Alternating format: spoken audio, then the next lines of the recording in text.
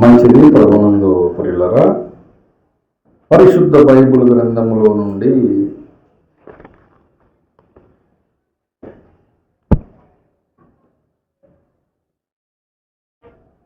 కొత్త నిబంధన విభాగము పేతురు రాసిన 2వ పత్రిక 1వ అధ్యాయము 19వ వచనాన్ని నేనే చదువుతాను. మూలవాక్యం కనుక మీరు గమనించాలని ప్రభునామమున మనవి చేస్తూ ఉన్నాను. పేతురు రాసిన 2వ పత్రిక 1వ అధ్యాయము 19వ వచనాన్ని నేనే చదువుతాను. మూలవాక్యం కనుక బైబిల్ ఉన్న వారందరూ తెరిచి చూడండి, లేని వారు శ్రద్ధగా ఆలకించాలని ప్రభునామమున మనవి చేస్తూ ఉన్నాను. మరియు ఇంతకంటే స్థిరమైన ప్రవచన వాక్యము మనకున్నది. తెల్లవారి వేకువ చుక్క మీ హృదయములలో ఉదయించు వరకు ఆ వాక్యము చీకట గల చోటున వెలుగిచ్చు దీపమైనట్టున్నది. దాని యందు మీరు లక్ష్యముంచిన ఎడల మీకు మేలు. చిన్న మాట ప్రార్థన చేసుకొని పరిశుద్ధాత్మ సహాయమును, దేవుని సహాయమును వేడుకుందాం. మహాపరిశుద్ధుడు, ప్రేమగల మా తండ్రి, మహోన్నతుడా, సర్వోన్నతుడా, జీవాధిపతి యేసయ్యా, నీ పరిశుద్ధ పాదములకు వందనాలు, స్తుతులు, స్తోత్రములు నాయన. ఈ మధ్యాహ్న సాయంకాల సమయంలో నీ మహాకృపను బట్టి, ప్రేమను బట్టి మాతో మీరు మాట్లాడి బలపరిచి, హెచ్చరించి, గద్దించి, బుద్ధి చెప్పి నాయన అగాపే సంపూర్ణ సువార్త సంఘ విశ్వాసులుగా, సైనికులుగా నాయన మీరు మమ్మల్ని తయారు చేసి మీరే బలపరిచి సమస్త విషయంలో కూడా సమస్త మహిమ, ఘనత, ప్రభావాలు మీరు పొందమని అయ్యా నిదాసుడిన నన్ను కనికరించి కృప చూపించి మీ ఆత్మచేత నింపి ఏం మాట్లాడాలని మీ పిల్లలతో మీరు అనుకుంటున్నారో, నాతో ఏం మాట్లాడాలనుకుంటున్నారో మీరే మాట్లాడి మహిమ, ఘనత, ప్రభావాలు మీరు పొందమని ఈ వాక్యము ద్వారా ఇప్పుడున్నటువంటి బిడ్డలు, రాబోతున్నటువంటి దినాలలో యూట్యూబ్లో ఇది అప్లోడ్ చేసినప్పుడు వింటున్నవారు, ఈ స్థలానికి, ఈ ప్రాంతానికి, రాష్ట్రానికి, దేశానికి, ప్రపంచానికి ఆశీర్వాదకరంగా జరిగించి మహిమ, ఘనత, ప్రభావాలు పొందమని మా కొరకు త్వరగా రాని ఉన్న పరిశుద్ధ నజరుడైన యేసుక్రీస్తు నామమున ప్రార్థించి అడిగి వేడుకొనుచున్నాను పరమ తండ్రి. ఆమేన్. మంచిది. ప్రభునందు ప్రియులరా, చదవబడినటువంటి లేఖన భాగముల గురించి మనము ధ్యానము చేసుకునేటప్పుడు కొంచెం జాగ్రత్తగా, అలర్ట్గా, మీ మనస్సంతా ఇక్కడే ఉండేటట్లుగా, మన ఒళ్ళంతా చెవులు ఉండేటట్లుగా, పరధ్యానంగా అస్సలు ఉండకుండా మీరు వాక్యం వినాలని ప్రభునామమున నేను మనవి చేస్తూ ఉన్నాను. ఎందుకంటే నాకు కలిగిన ప్రేరేపణ మామూలు ప్రేరేపణ కాదు. ఈ ప్రేరేపణ 2 రోజుల నుంచి కలుగుతూ ఉంది. గురువారం ఉదయం నుంచి అప్పటి నుంచి కలుగుతున్న ఈ ప్రేరేపణకు మూలవాక్యం కొరకు ఎదుగుతూ ఉన్నా. దేవుడు అద్భుతంగా నిన్నటి దినాన మూలవాక్యం కూడా చెప్పాడు. అందుకని ఇప్పుడు నేను ప్రత్యేకంగా చెబుతున్నాను. కొద్దిగా టైం ఎక్కువైనా మీరు బాధపడమాకండి. మీకు వాక్యమే మీకు శక్తిని, బలమునిస్తుంది, సత్తువునిస్తుంది. కాబట్టి జాగ్రత్తగా వినాలని ప్రభునామమున మీకు మనవి చేస్తూ ఉన్నాను. పేతురు రాసినటువంటి 2వ పత్రిక 1వ అధ్యాయం 19వ వచనంలో ఇంతకంటే అని అన్నాడు. దేనికంటే అంటే చాలాసార్లు చెప్పాను నేను. రూపాంతర కొండ మీద యేసు ప్రభు వారు రూపాంతరం పొందినప్పుడు మోషే, ఏలియాలు వస్తే 3కి 3 పర్ణశాలలు కట్టిస్తానన్నాడు. అక్కడ ఆయన యేసు రూపాంతరం చెందడం కన్నులారా చూచాడు.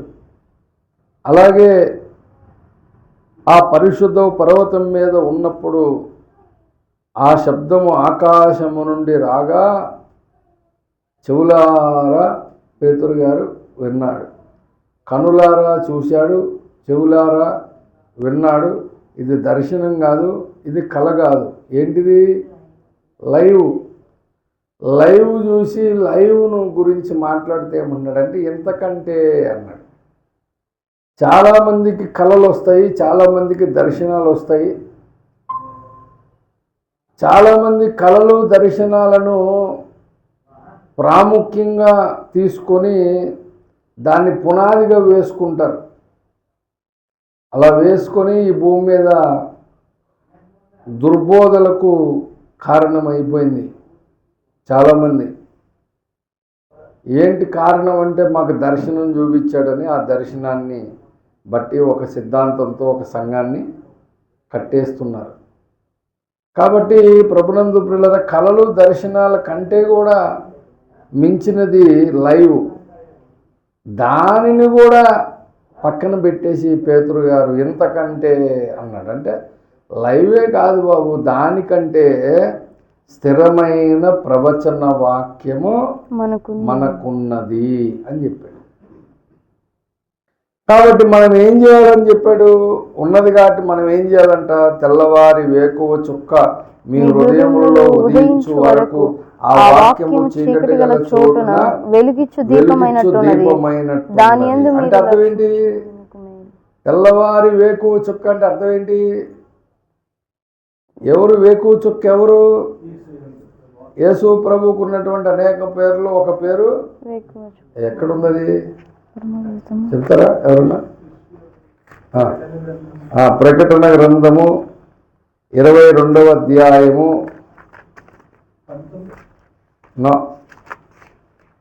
16వ వచనంలో సంఘముల కోసరము ఈ సంగతులను గురించి మీకు సాక్ష్యం ఇచ్చుటకు యేసు అను నేను నా దూతను పంపి ఉన్నాను.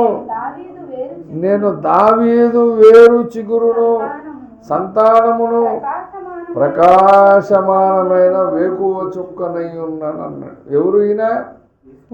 యేసుక్రీస్తు వారు ఏమై ఉన్నారు? వేకువ చుక్కనై ఉన్నా అన్నారు. ఇప్పుడు పేతురు గారి పత్రికలో ఆయన ఏం రాశాడు? తెల్లవారి వేకువ చుక్క మీ హృదయంలో ఉదయించు వరకు ఆ వాక్యము. అంటే ఇప్పుడు హృదయంలో ఉదయించు వరకు ఆ వాక్యము చీకటి గల చోటున వెలుగిచ్చు దీపమైనట్టున్నది అన్నాడు. అంటే అర్థం ఏంటి? నువ్వు చీకట్లో నడుస్తున్నప్పుడు కూడా 23వ కీర్తనాకారుడైన దావీదు భక్తుడు కీర్తనలలో 23వ కీర్తనలో ఏం చెప్పాడు? ఇంకా చూడండి, 4వ గాఢాంధకారపు లోయలలో నేను సంచరించినను, ఏ అపాయమునకు నేను భయపడను. నీవు నాకు తోడయుందువు, నీ దుడ్డు కరయు నీ దండమును నన్ను. గాఢాంధకారపు అంటే అర్థం ఏంటి? చీకటి. అది చీకటి కాదు, ఇంకా చిమ్మ చీకటి అన్నమాట.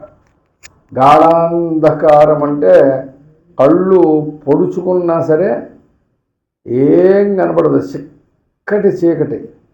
అది పక్కన ఎవడన్నా నుంచున్నా సరే అక్కడ ఉన్నాడో లేదో కూడా మనకు తెలియదు. కానీ కొన్ని చీకటిల్లో కనబడుతుంటారు. ఈ గాఢాంధకారపు లోయలో అసలు ఏం కనపడదు, చుట్టూ అసలు ఏముందో తెలియదు. అంత భయంకరమైన చీకటి. ఇప్పుడు మనం కళ్ళు మూసుకున్నాం అనుకో, కనీసం మన కళ్ళకు ఒక వెలుగు కనబడుతుంటుంది. కళ్ళు మూసుకుంటే ఏం కనపడదు? పగలు కాబట్టి ఒక వెలుగులాగా ఉంటుంది. కానీ గాఢాంధకారపు లోయలో మాత్రం అసలు చిక్కటి చీకటి అన్నమాట, ఏం కనబడదు. అక్కడ ఎవరున్నారంట? నేను సంచరించినను, ఏ అపాయమునకు భయపడను. ఎందుకు? నీవు నాకు తోడై. అంటే ఇప్పుడు ఇక్కడ ఏం చెప్తున్నాడు? పేతురు భక్తుడు ఆ వాక్యము చీకటి గల చోటున వెలిగిచ్చు దీపమైనట్టున్నది, దాని యందు మీరు లక్ష్యముంచిన ఎడల మీకు మేలు. నేను అడుగుతున్నాను, ఇప్పుడు మీరు ఇక్కడ కరెక్ట్గా ఆలోచించండి. వాక్యం మీద ఎంతమంది లక్ష్యం ఉంచారు?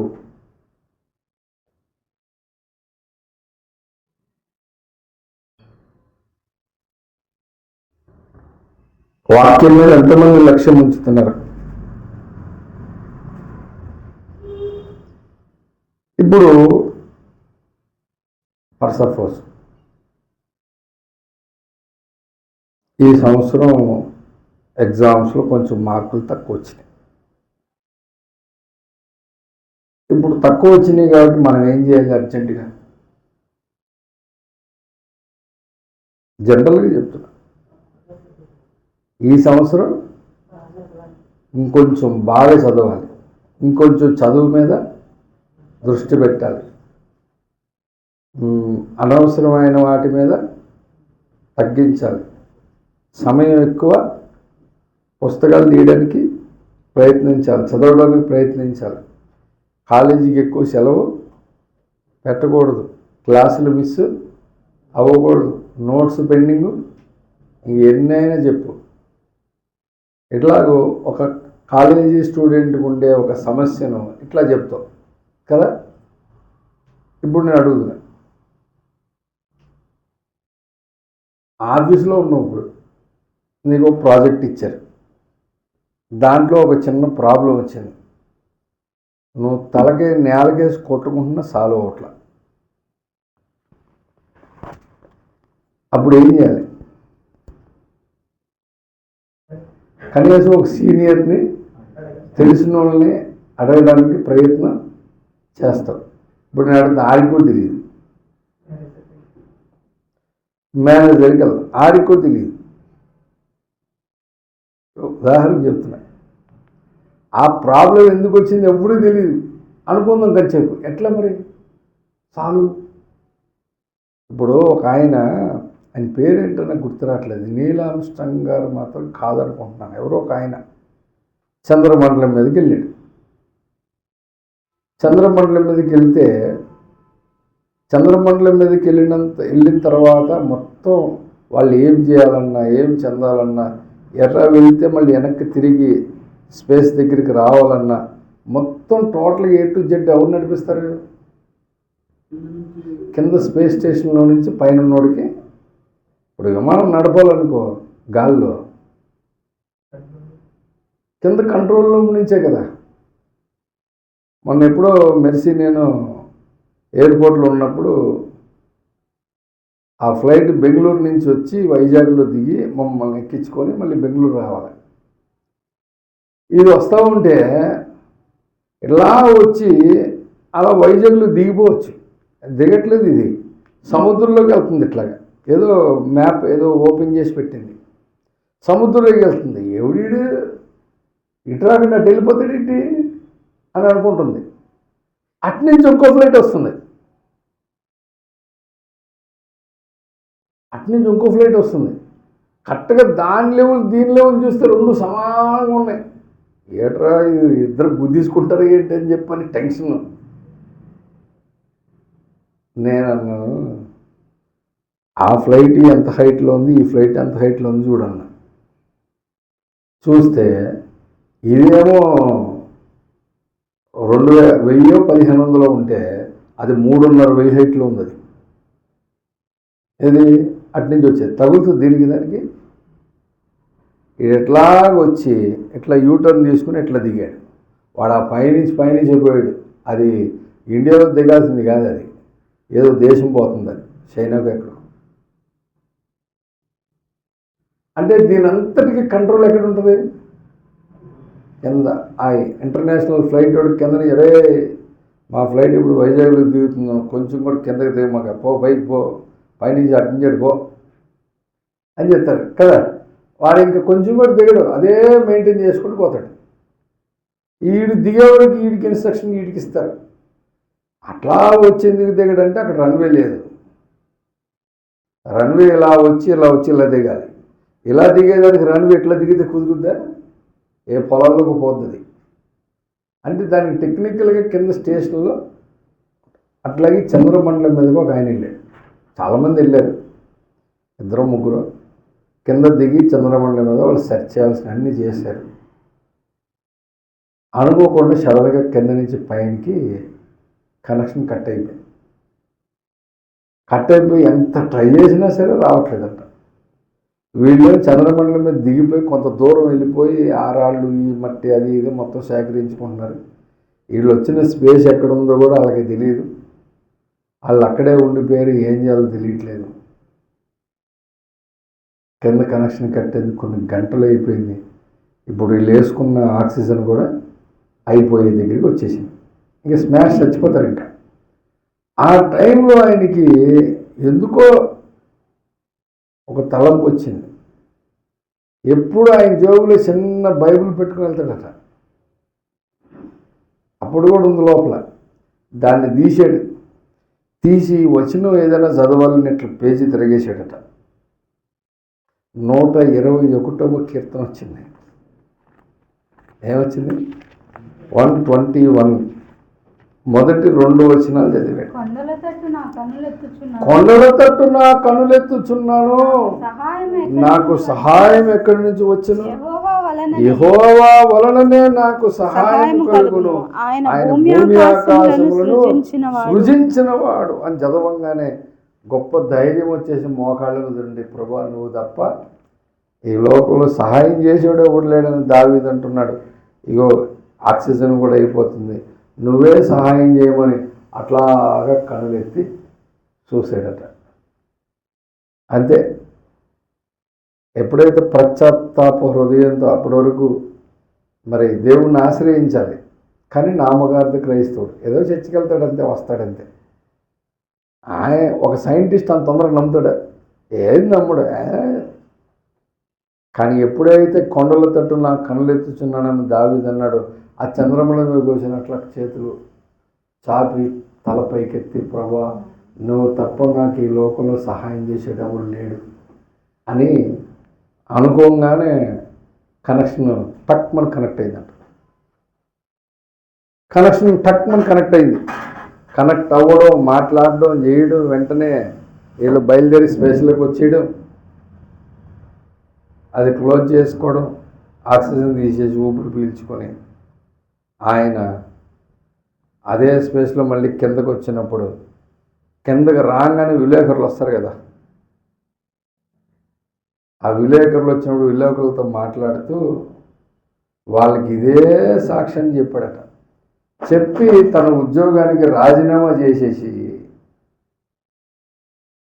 ఆయన సేవకుడిగా అభిషేకం తీసుకొని సేవ చేశాడట. ఆయన పేరు నాకు తెలియదు. ఈ స్టోరీ చెప్పిందారంటే యజ్ఞమూర్తి వేణుగోపాల్ గారు. అంటే ఎవరు సహాయం చేశారానికి? అంటే ఇప్పుడు నేను అడుగుతున్నాను, ఇన్ని గంటలు కష్టపడ్డారు కదా పైన వాళ్ళు కింద వాళ్ళు, వీళ్ళ వల్ల కాలేదా? ఎందుకు కాలేదు? ఎందుకు ప్రాబ్లం ఎందుకు సెటిల్ కాలేదు? నాకు లాస్ట్ టైం ఒకసారి వాక్యంలో చెప్పాను. మా బావగారు లెక్కల మాస్టర్ క్లాస్లో 100కి 100 మంది పాస్ అవుతారు. అందులో ఇంచుమించు 100కి 90 మందికి 100కి 100 వస్తాయి. మిగతా వాళ్ళకి 99, 98, 96, 95 అట్లా ఉంటాయి. ఆ మిగతా 10 మంది 90 అబోవ్ ఉంటారు. 100కి 100 90 మంది ఉంటారు. అంత బాగా లెక్కలు ఆయన చెప్తాడని నా అభిప్రాయం.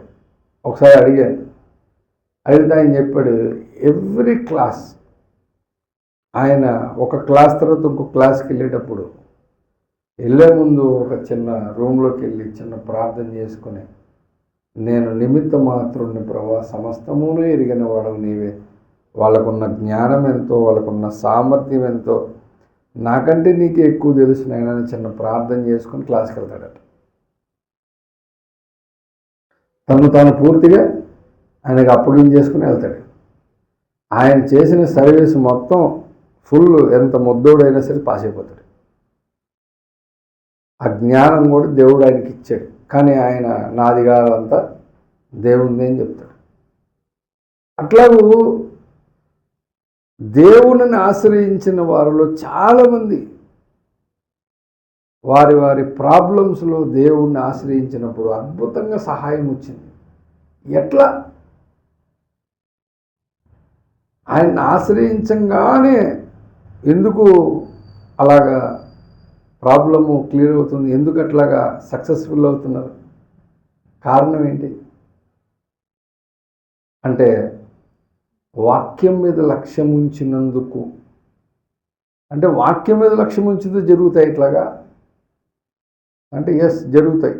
ఎందుకు జరుగుతాయి అంటే అపోస్తలుడైన పౌలు, మనమందరం బాగా గుర్తుపెట్టుకోవాల్సిన విషయం, విశ్వాసమును గురించి పౌలు భక్తుడు హెబ్రీ పత్రికలో రాసినప్పుడు 11వ అధ్యాయము, హెబ్రీలకు రాసిన పత్రిక 11వ అధ్యాయము మొదటి 3 వచనాల్లో ఏం చెప్పాడు పౌలు?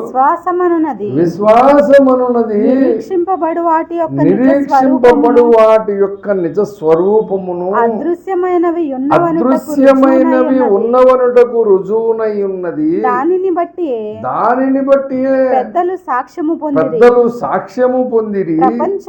ఈ మాట గుర్తుపెట్టుకోవాలి, చాలా ఇంకా ఇంపార్టెంట్. ప్రపంచములు దేవుని వాక్యము వలన నిర్మాణమైనవనియు అందును బట్టి దృశ్యమైనది కనబడేడు పదార్థముల చేత నిర్మింపబడలేదనియు విశ్వాసము చేత గ్రహించుకొనుచున్నాము. నేను అడుగుతున్నాను, ఈ మాట ఎంతమంది గ్రహించుకున్నారు?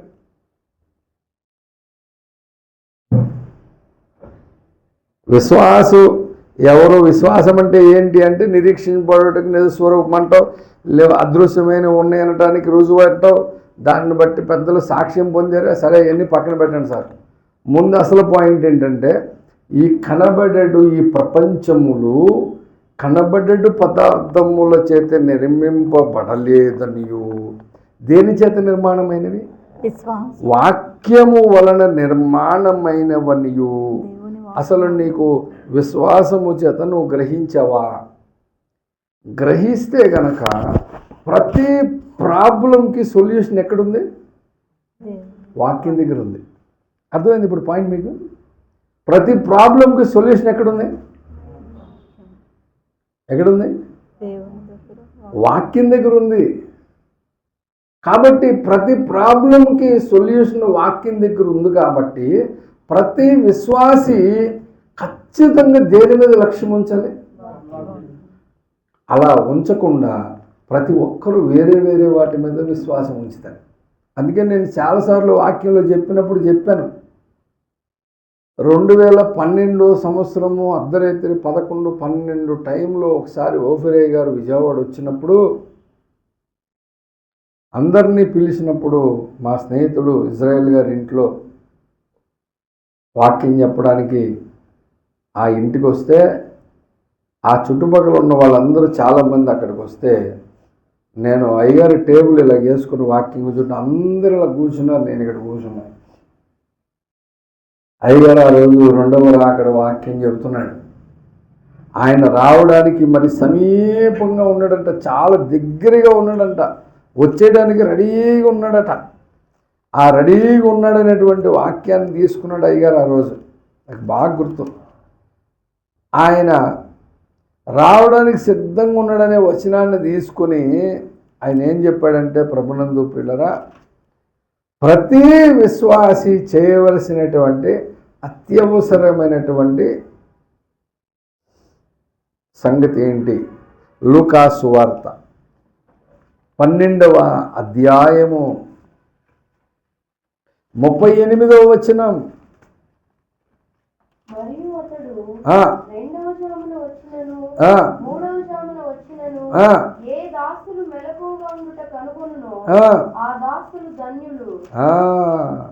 ఆయన 2వ జామున వచ్చినను 3వ జామున వచ్చినను ఏ జాములో వచ్చినా సరే ఆయన మెలకు ఏ దాసులు మెలకుగా ఉండుట కనుగొనునో ఆ దాన్ని చూసా. అంటే ఇప్పుడు ఏం చేయాలి?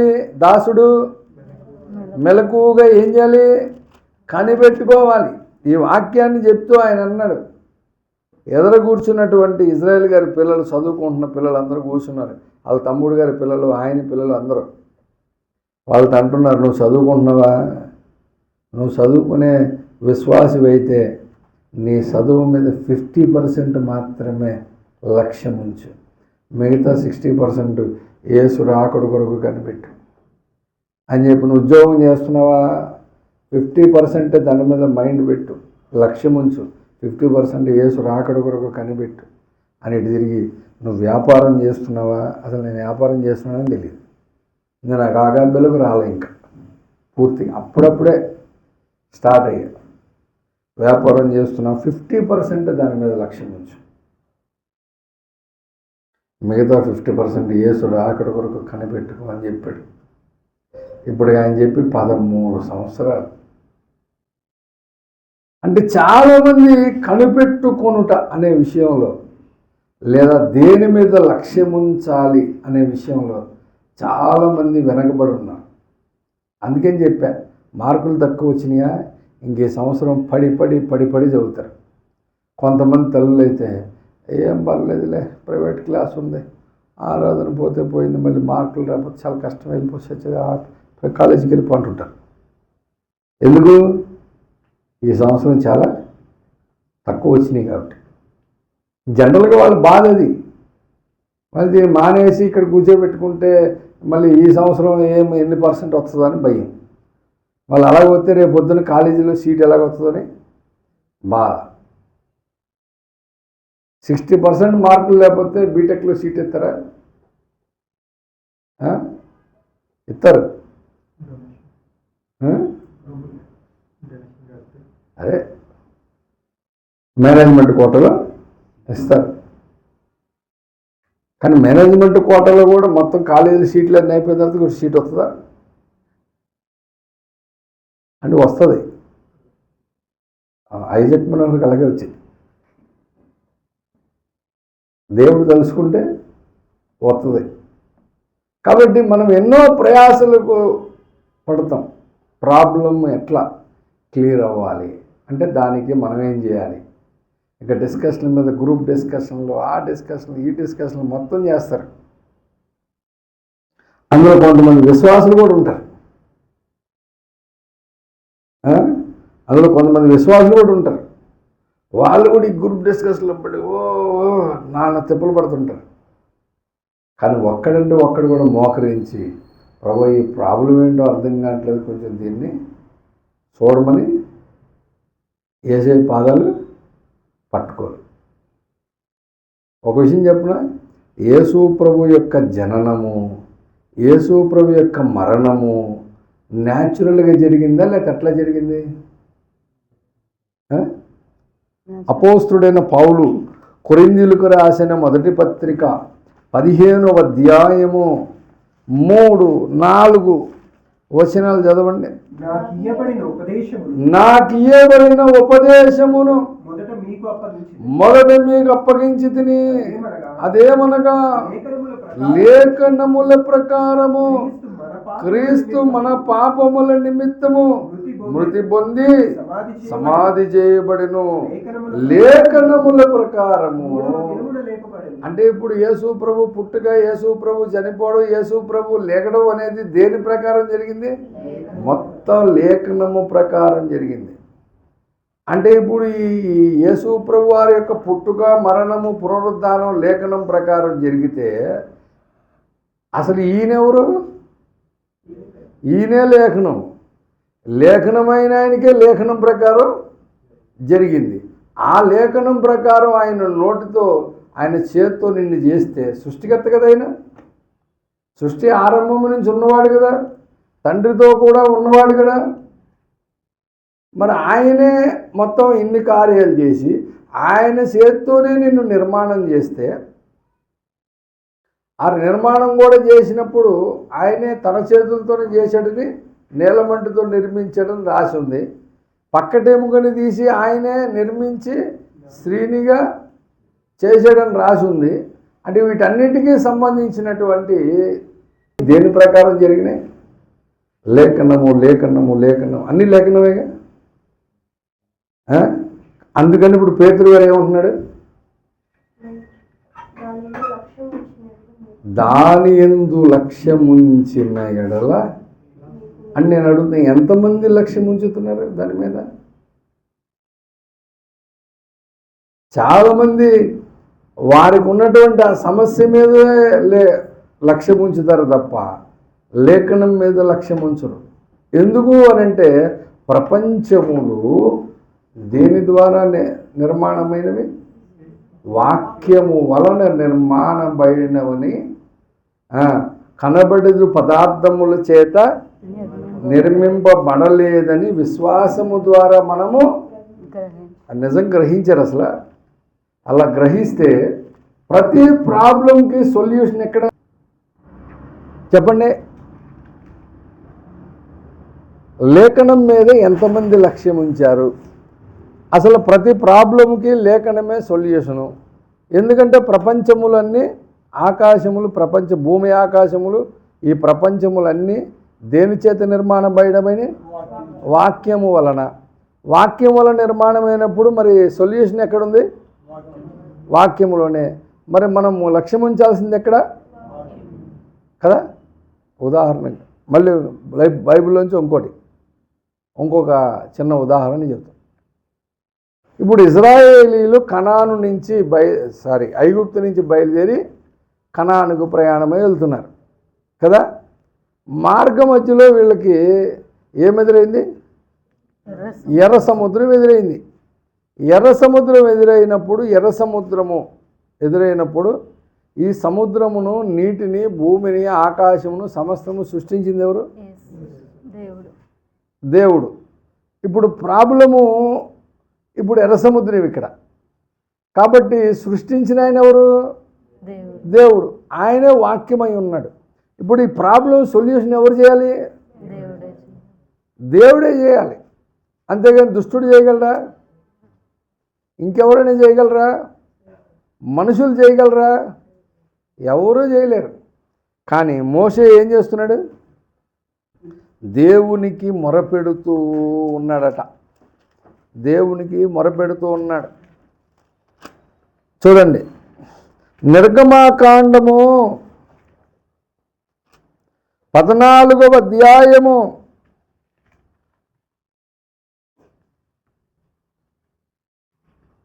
13, 14 వచనాలు. అందువలన మోషే భయపడకుడి,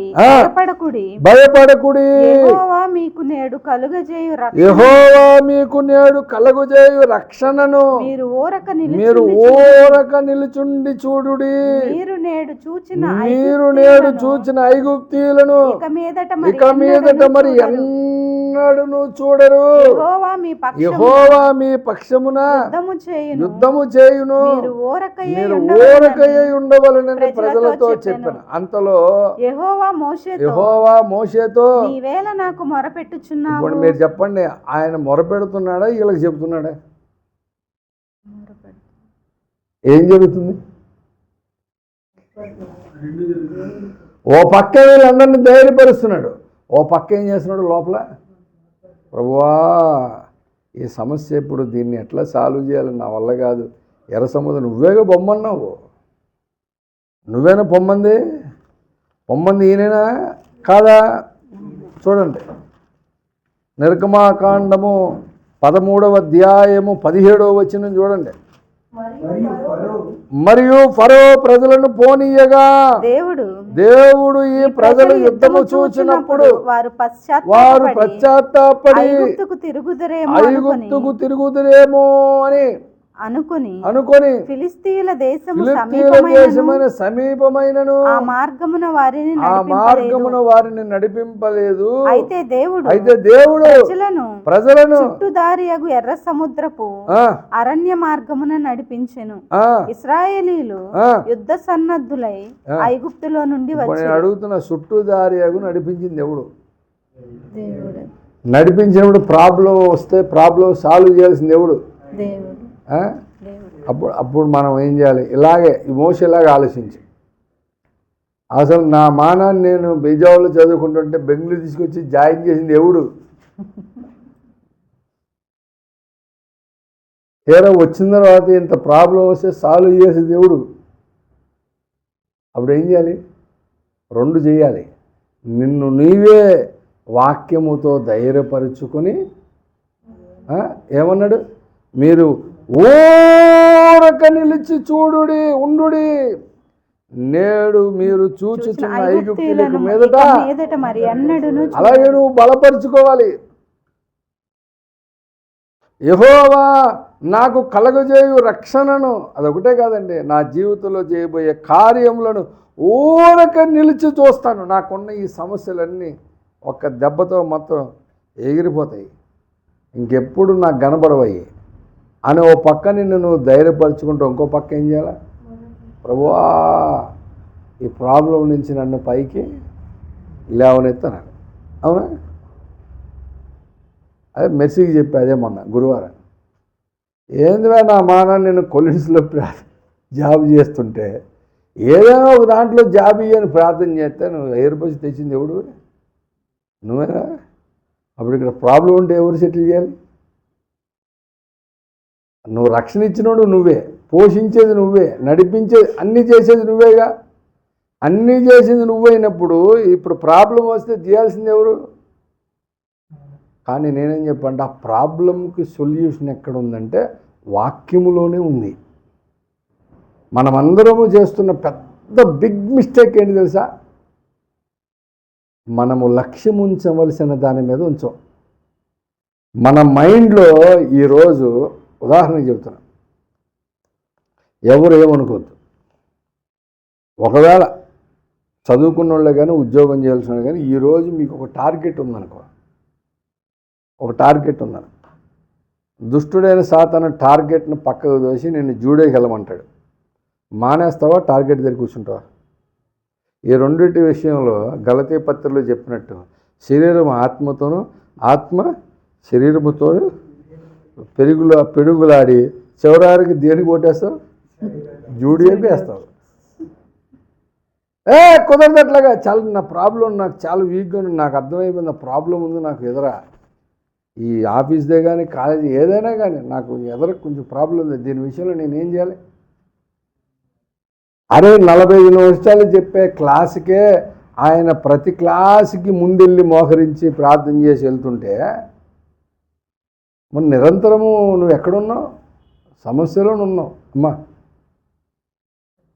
నిరంతరము సమస్యలో ఉన్నావు, నువ్వు నిరంతరం ప్రాబ్లమ్స్లో ఉన్నావు. ఈ భూమి మీద నువ్వు దేవుడిని ఏర్పరుచున్న కానించి నీకేం జరుగుతుంది? ఏం జరుగుతుంది? పేతురు రాసినటువంటి మొదటి పత్రిక, అపోస్తుడైన పేతురు గారు రాసిన మొదటి పత్రిక, గూగుల్ మీట్ పెట్టుకుని వెళ్ళమ్మా, 4వ అధ్యాయము 12వ వచనం చదవాలి. ప్రియులారా, మిమ్మల్ని శోధించుటకు మీకు కలుగుచున్న అగ్ని వంటి మహాశ్రమను గూర్చి మీకేదో ఒక వింత సంభవించున్నట్లు ఆశ్చర్యపడకుడి. క్రీస్తు మహిమ బయలుపరచునప్పుడు మీ మహానందముతో సంతోషించు నిమిత్తము క్రీస్తు శ్రమలలో మీరు పాలివారై ఉన్నంతగా మీరు ఇప్పుడు నాకు చెప్పాలి మీరు ఒక మాట. ఎలాగా?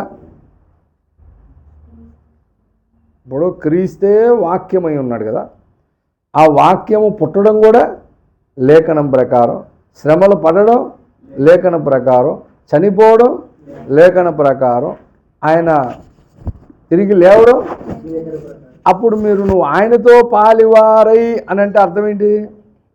నా జీవితంలో జరుగుతున్న ప్రతి ఒక్కటి క్రీస్తుకు జరిగినట్లు నాకు కూడా జరుగుతుంది, కాబట్టి నేను క్రీస్తుతో నేను పాలివాడనై ఉన్నానని నువ్వేం చేయాలి? సంతోషించాలి. కానీ ఏం చేస్తారు? చాలా బాధపడతారు. ఎక్కడ ఏ చిన్న ప్రాబ్లం వచ్చినా సరే దాని సొల్యూషన్ ఎక్కడుందో చూడరు, నెతుక్కోరు, పట్టించుకోరు. ఇలాంటి సాక్ష్యాలు వింటుంటాం. వేణుగోపాలయ్య గారి చర్చిలో సాక్ష్యం చెప్పినప్పుడు విన్నారు, పిల్లలు కూడా విన్నారు, అందరూ వింటారు. కానీ ఆ భూమి మీద ఉన్న కనెక్టింగ్ పైన ఉన్న చంద్రమండలంలో కనెక్ట్ అప్పుడు దాకా కొన్ని గంటలు కష్టపడి మనుషులందరూ కలిసి మొత్తం తలకిందులు అయిపోయారు కదా, ఎవడి వల్ల కాలేదు. ఒక్కసారి మోకరించి కొండలు తట్టు కళ్ళు ఎత్తుకున్నాను అలా చూసి, దేవా నువ్వు తప్ప నాకు ఈ లోకంలో సహాయం చేసేవాడు అంటే ఆయన సైంటిస్టా కనెక్ట్ చేసేయడానికి? సైంటిస్టా అంటే సైంటిస్టులకే సైంటిస్టు. ఎందుకంటే ఈ విశ్వ బ్రహ్మాండమును ఆఫ్టర్ ఆల్ మీరు స్పేస్ షటిల్స్ను విమానాలు ఇవన్నీ చేసుకుంటున్నారు. ఆయన విశ్వలోకాల్లో ఫ్లయింగ్ సాసర్లో ఉన్నాయి. ఇక్కడ నువ్వు ప్రయాణం చేసే నువ్వు ఎక్కే విమానం 1000 కిలోమీటర్ స్పీడ్లో వెళ్తుందేమో. ఆయన తయారు చేసినటువంటి ఫ్లయింగ్ సాసరు కాంతి వేగంతో వెళ్తుంది. కాంతి వేగంతో అంటే ఎంత ఎంత ఎంత స్పీడు? 1 సెకండ్కి 1,83,000 కిలోమీటర్లు అంట. 1 సెకండ్కి 1,83,000 కిలోమీటర్లు అంటే ఒక నిమిషంలో ఎంత దూరం వెళ్ళిపోతాడు? ఇంకో గంటలో ఎంత దూరం వెళ్తాడు? వేరే గ్రహానికి వెళ్ళిపోతాడు. ఇప్పుడు కాంతి వేగంతో ప్రయాణం చేసినప్పుడు మనము ఉపయోగించే వస్తువులాగా ఉంటుందా? దీనికి రూపాంతరం చెందుద్దా? ఈ స్పీడ్కి ఇది షేప్ మారిపోద్ది. అందులో మనం కూర్చున్నాం అనుకో, మన షేప్ మారకుండా ఉండే దేవదూతం చేసి లోపలెట్టాడు. ఎంత జ్ఞాని! అందుకని అన్న సైంటిస్టులకి సైంటిస్ట్ అని. అలాంటి ఆయన నువ్వు ఒక్కసారి తలుచుకుంటే చాలా టక్మని కనెక్ట్ అయిపోయింది. అంటే మన ప్రతి ప్రాబ్లంలో ప్రతి ఇష్యూలో మోసే ఆయన దేవుణ్ణి ఆశ్రయించినట్లు ఎందుకు ఆశ్రయించరు? నువ్వు వాక్యమును లక్ష్యముంచిన వాడవైతే, వాక్య ప్రకారము నువ్వు నడుస్తున్న వాడవైతే, ఈ భూమి మీద ఏం జరుగుతుందో దాని ప్రతి దానికి ఒక సొల్యూషను వాక్యములోనే ఉంది. కాబట్టి ఆ వాక్యమైన యేసే పాదాలు పట్టుకుంటే పని అయిపోద్దని గ్రహింపు రాదు. అందుకని నిర్గమాకాండం 14వ అధ్యాయం 15లో మోషేతో దేవుడు అంటున్నాడు, అంతలో యెహోవా మోషేతో నీవేళ నాకు మొరపెట్టుచున్నావు, సాగిపోవుడి అని ఇశ్రాయేలులతో చెప్పము. నీవు నీ కర్రను ఎత్తి ఆ సముద్రం వైపు నీ చెయ్యి చాపి దాని పాయలుగా చేయము. అప్పుడు ఇశ్రాయేలీయులు సముద్రం మధ్యను ఆరిన నేల మీద నడిచిపోవుదురు. అంటే ఇప్పుడు నేను అడుగుతున్నా, ఇప్పుడు కర్ర ఎత్తితే సముద్రం చీలుద్దా సార్? పిల్లల కాలువ కూడా చీలదు, మన ఇంటి ముందు ఉన్న కాలువ కూడా చీలదు. కర్ర ఎత్తితే ఎందుకు చీలుద్ది? ఎందుకు చీలుద్ది అంటే మోషే బయలుదేరేటప్పుడే మోషే చేతికి కర్ర ఇచ్చాడు. ఎవరిచ్చింది? దేవుడే ఇచ్చాడు అని కర్ర ఇచ్చి ఏం చేయమన్నాడు? కిందేసి చూడమన్నాడు. చూశాడు, ఏమైంది? పట్టుకో అన్నాడు. పట్టుకున్నాడు, ఏమైంది? ఈ సూచక్రియలు ఐగుప్తు రాజు దగ్గర చేయన్నాడు. చెప్పింది ఎవరు? దేవుడు. ఇప్పుడు ఆ కర్ర సంగతి ఏంటో, కర్ర విషయం ఏంటో ఈయనకి ఏమైనా తెలుసా? ఏం తెలీదు. మోసే ఈ కర్ర పట్టుకొని తిరిగినన్నాళ్ళు ప్రతి పని దేంతో చేయమన్నాడు? ఆ కర్ర సంగతి ఏంటో పాప ఇజ్రాయెల్కి అర్థం కాలేదు. ఆ కర్ర సంగతి ఏంటో ఈనాడు ఎవరికి? క్రైస్తవ సమాజానికి అర్థం కావట్లేదు. అర్థమవుతుందా? ఎవరికి తెలియని సంగతి. నేను అందుకనే ఎవరినైనా క్వశ్చన్ చేయాలంటే ఇదే క్వశ్చన్ చేస్తాను. సత్యమును చెప్పినప్పుడు వినకుండా ఎవరైనా తెక్క క్వశ్చన్లు వేసారనుకో, నేను ఒకటే అడుగు, అరే నీకు చిన్న క్వశ్చన్ వేస్తాను, దానికి సమాధానం చెప్పు. నువ్వు చెప్తావో, మీ పాస్టర్ని అడిగి చెప్తావో, పాస్టర్ని అడిగి చెప్తావో, పాస్టర్ నాన్న అడిగి చెప్తావో, ఎవరినైనా అడిగి చెప్పు, నాకు దీనికి సమాధానం కావాలి చెప్పమని. ఇంకంతే, ఇంకా దాంతోనే వాడు ఫినిష్, కేలు కథం, దుకాణం బంద్. ఎందుకు చెప్పలేడు, వాడి వల్ల కాదు. ఏంటి తెలుసది? మోసే కర్ర పడేసినప్పుడు పాముగా మారింది. కానీ ఐగుప్తు దేశంలోని మంత్రగాళ్ళని పిలిస్తే వాళ్ళ కర్రలు కూడా పడేస్తే ఏమైంది?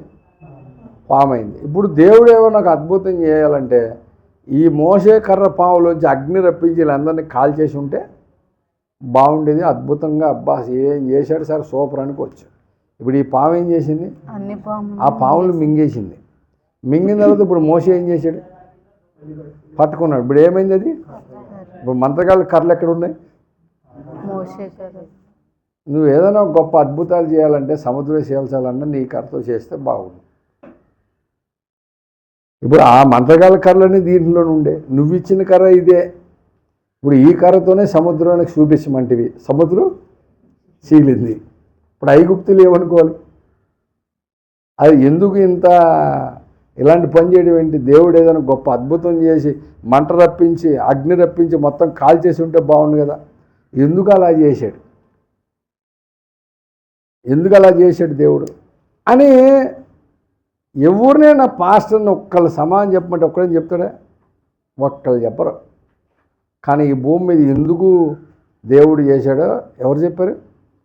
అద్దంకి రంజిత్ తోఫిర్ గారు ఒక్కడే చెప్పాడు. చెప్పడమే కాదు, ఏం చేశాడు? పాట కూడా రాశాడు. ఏం పాట? ఫరో రాజు దర్బారు నందు దీర్ఘదర్శి ప్రవచించెను.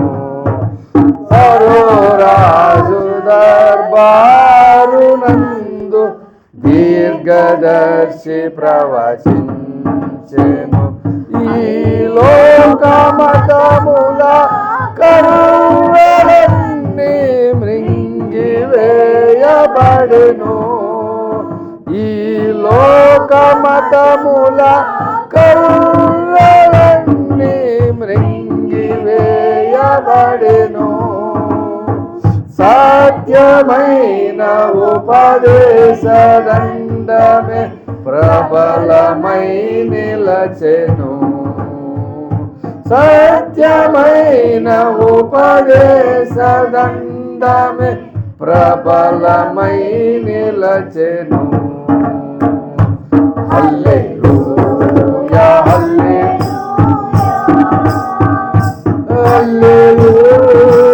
హల్లెలూయా హల్లెలూయా హల్లెలూయా హల్లెలూయా హల్లెలూయా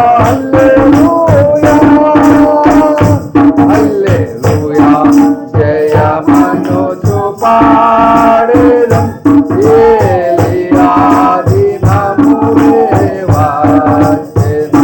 హల్లెలూయా జయమనుచు పాడెదం ఏలియాది నములే వచ్చెను.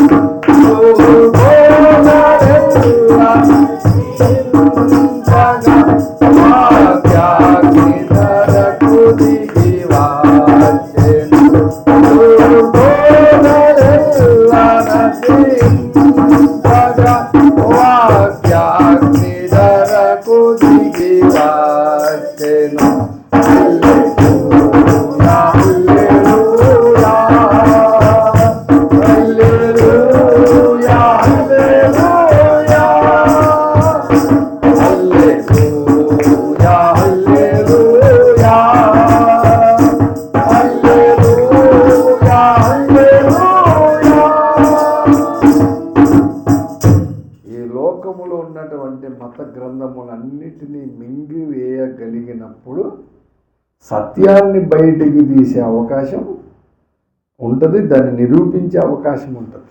అందుకనే ప్రతి మత గ్రంథములోనూ యేసుక్రీస్తును గురించిన ఛాయలు ఉన్నాయని వాటిని చదివి బయటికి తీసి వాటిని చూపించి ఆ లక్షణములను నిరూపించి క్రీస్తు సువార్తను ఆనాడు మొదటి శతాబ్దంలో పౌలు ప్రకటించినట్లు ఈనాడు రంజిత్ తోఫిర్ గారు ప్రకటిస్తూ ఉన్నాడు. కానీ అర్థమవుతున్న జనాలకి అర్థం కాదు. ఎందుకు అలాగ మంత్రగాళ్ళ కర్రలను ఆయన మింగివేసినట్లుగా చేశాడో తెలియదు. ఈ లోకములో ఉన్నటువంటి సముద్రం అంటే ఎవరిని పోల్చాడు? అన్య జనాంగమును పోల్చాడు. భూమి ఆరిన నేల భూమి ఇజ్రాయేలీలు, సముద్రము అన్యజనాంగము. అన్యజనాంగము చీలాలి, సముద్రం చీలాలి అంటే, సత్యదండమును ఎత్తాలంటే ఒక్క బైబిల్ గ్రంథాన్ని పట్టుకొని చెప్తే కుదరదు. సమస్త విధములైన జ్ఞానముతో ఆ ఇతర మత గ్రంథాల్లో ఉన్నటువంటి సారమును కూడా మింగివేయగలిగినప్పుడు ఆ కర్ర ఎత్తితే ఏమవుతుంది? అన్యజనాంగములు సహా ఏమవుతాయి? చీల్చవేయబడతాయి. దారి ఇజ్రాయేలు ప్రజలకు దారిస్తాడు, దేవుని ప్రజలకు దారిస్తాడు. ఇలాగ మాట్లాడేవాళ్ళు బోల్డ్ మంది ఈనాడు చాలామంది సైలెంట్గా ఉండడానికి కారణం ఏంటి తెలుసా? దూషించకుండా, ద్వేషించకుండా, ప్రేమతో, సహోదర భావముతో, సకల మతాల సమ్మేళనము ఐక్యతతో ఉండే మంచిదని ఆనాడు వివేకానంద స్వామి సకల మతాల సమ్మేళనములో ఏ దేశంలో? చికాగోలో మాట్లాడినట్లు ఈనాడు మత సామరస్యముతో ద్వేషించకుండా, దూషించకుండా హైందవ క్రైస్తవం అనే బుక్ రాసి దాని ద్వారా మనందరి దేవుడు ఒక్కటే అని నిరూపించి, వేదాల్లో ఉన్నటువంటి ఛాయలు క్రీస్తుని గురించే అని చెప్పని నిరూపించి సామరస్యం ఇచ్చాడు. కాబట్టే చాలా వరకు గొడవలు జరగకుండా ఆగినాయి. లేకపోతే ఈనాడు సోషల్ మీడియాలో వచ్చే దీనికి బేబస్సని గొడవలు అయిపోవాలి. కానీ అవ్వడానికి కారణం తెలుసా? దేవుడు తన ప్రవక్తను ఏర్పాటు చేసుకుని చేసినటువంటి సత్యసారము. ఒక హిందూ సహోదరుల విషయంలో కాదు, ముస్లిం సహోదరులతో కూడా డిబేట్ చేసినప్పుడు పబ్లిక్ గార్డెన్లో 2008లో ఒక్క చిన్న సమస్య జరగల. 4 గంటల పాటు వాది ప్రతివాది మాట్లాడారు. చాలామంది కింద ఉన్న వాళ్ళు రెచ్చిపోయారు, పైన ఉన్న ఆయన రెచ్చిపోయాడు.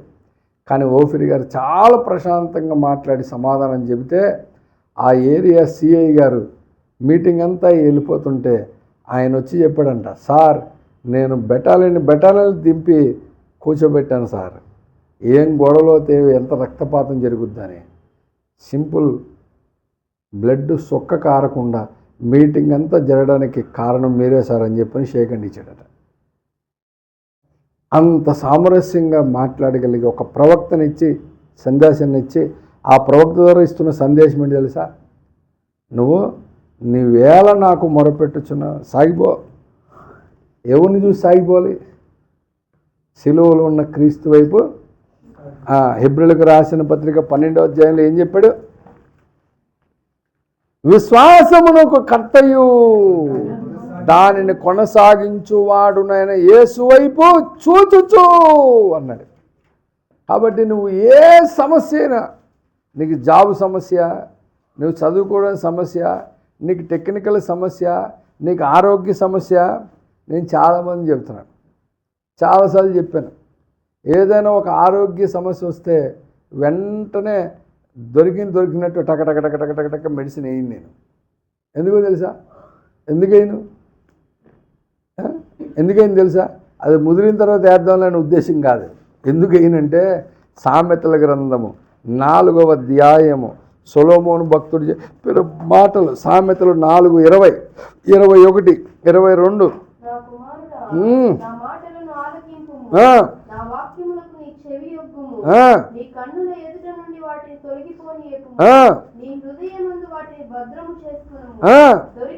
దొరికిన వారికి అవి జీవమును, వారి సర్వ శరీరమునకు. ఎలాగా? అవి దొరికిన వారికి అంటే ఏవి దొరికిన వారికి? వాక్యము దొరికినోడికి, వాక్యాన్ని పట్టుకున్నోడికి ఏం దొరుకుతుందంట? సర్వ శరీరమునకు ఏమొస్తుందంట? ఆరోగ్యము. ఎలా వస్తుంది సార్ అది? వాక్యాన్ని పట్టుకుంటే వచ్చేస్తుందా? వస్తుందా? వాక్యమయ్యున్న యేసు ఈ భూమి మీద సంచరించుచు తిరుగుతున్న దినాలలో విపరీతమైన జనాలు పోగుపోయి మీద పడుతున్నారు. శతాధిపతి పిలిచాడు, నా సైనికుల్లో ఒకడు అనారోగ్యంతో ఉన్నాడు, నువ్వు వచ్చి బాగు చేయమని. బయలుదేరి వెళ్తున్నాడు ఆడికి.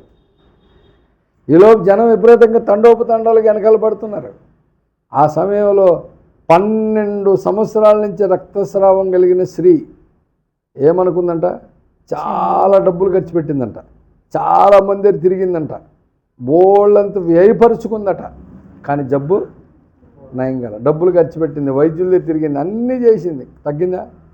కానీ తనలో అనుకుందంటే ఏమని, ఆయన ఒక్కసారి నేను ముట్టుకుంటే నా జబ్బు నయమైపోద్దని అనుకున్న తడవే జనాల మధ్య నుంచి వెళ్ళి ఏం చేసింది?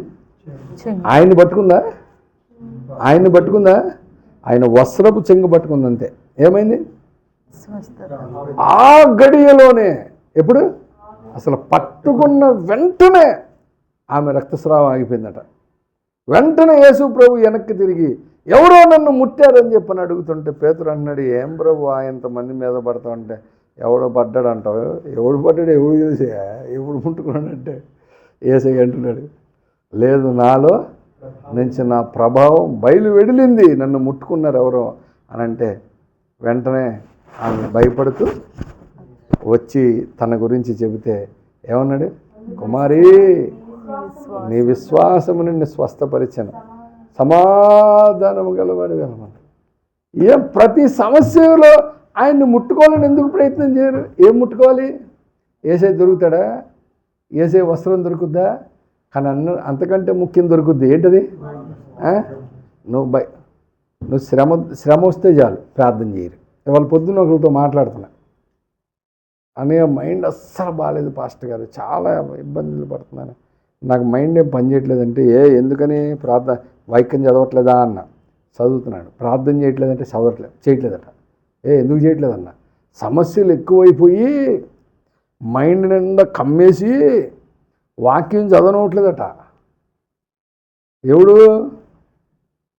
నీకంటే నాకంటే ఎక్కువ ఆ బద్మాషి గడికి తెలుసు, వీళ్ళు వాక్యం దగ్గరికి వస్తే మొత్తం సమస్యలన్నీ క్లియర్ అయిపోతాయని. తెలియదడికి నీకంటే నాకంటే ఎక్కువ తెలిసాడికి.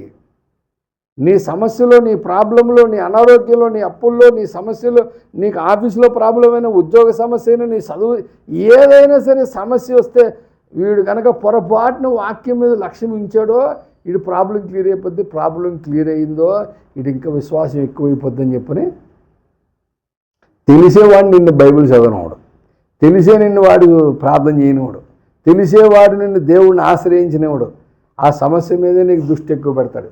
నీకు దినదినము భారం ఎక్కువైపోతుంటుంది, దిగులు ఎక్కువైపోతుంటుంది. ఎందుకంటే నువ్వు దేని మీద ఉంచుతావు? నీ లక్ష్యము సమస్య మీద ఉంచుతావు తప్ప వాక్యం మీద ఉంచుతావా? ఉంచవు. ప్రార్థన చేస్తావా? చెయ్యవు. చాలామంది ఇదే సమస్యలో ఉన్నారు, చాలామంది. ప్రభునందు పిల్లరా, నేను అందుకని చెప్తున్నా, నీకు స్వస్థత, నీకు చదువు ప్రాబ్లమా, లేకపోతే నీకు ఆఫీసులో ప్రాబ్లమా, లేకపోతే నీకు మానసిక ప్రాబ్లమా, దేని ప్రాబ్లం అయినా సరే ఆ సమస్య నీ దగ్గరికి వచ్చినప్పుడు నిన్నేం చేయమన్నాడు? ఏదో వింత సంభవించున్నట్లు మీరు ఆశ్చర్యపడకుడి.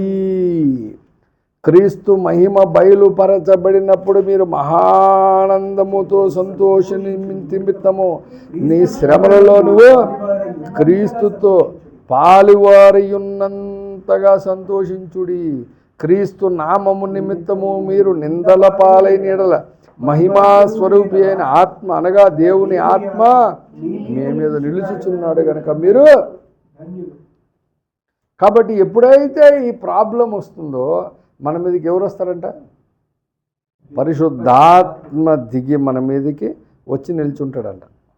ఎప్పుడు నిల్చుంటాడు? నువ్వు క్రీస్తు శ్రమలలో పాలువాడైనంతగా సంతోషించినప్పుడు. కానీ నువ్వు సమస్య వచ్చి రాగానే నువ్వేం చేస్తుంటావు? కుమిలి మూలిగిపోయి ఏడుస్తా, దుఃఖపడతా, అయ్యో ఇప్పుడు ఏం చేయాలా, ఏమంటారా, ఏంది పరిస్థితి అని చెప్పని దుఃఖపడుతుంటే ఆత్మ నీ మీదకి ఎలాగొస్తాడు? నువ్వు క్రీస్తుతో పాలువాడమైనావనే సంతోషంలో ఉంటే అప్పుడు ఆయన ఆత్మ నీ మీదకి వచ్చి నిలుస్తాడు.